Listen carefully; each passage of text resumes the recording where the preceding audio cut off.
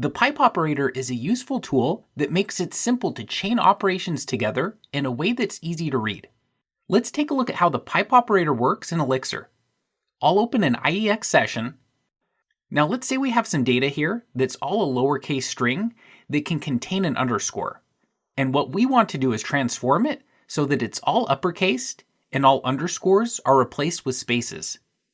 If you've never used the pipe operator before, you might be tempted to write the transformation like this, nesting one function call inside of the other. Or you can handle the transformation in a series of steps. For example, in our first step, we could replace all underscores with spaces. Then we can take our new string and uppercase it. The pipe operator lets us write this more succinctly by letting us pipe what's returned from an expression as the first argument into the subsequent function call. If we wanted to use the pipe to do this transformation, we would start with our ID and pipe it in as the first argument to string.replace. Notice here that we don't need to include the first argument ID when using the pipe operator. Elixir handles that for us. Then the modified string that's returned would be piped in as the first argument to string.upcase, returning our formatted string.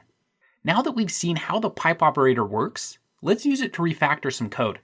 Here we have a function that we've used in previous episodes of Elixir casts that fetches the current price data for a cryptocurrency.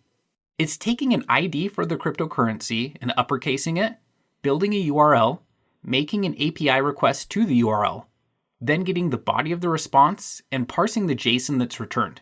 This series of transformations is a great candidate for the pipe operator. First, we'll take ID and pipe it into string.upcase, removing the ID since Elixir will pass that in for us. The result of that will then get piped into build URL. Then we'll update our call to the API using httpoison.get. Now we can use the body of the response, removing the response from map.get, but we'll want to keep the second argument body since only the first is passed in. And finally, we'll pipe that response into json.decode to return our parsed data.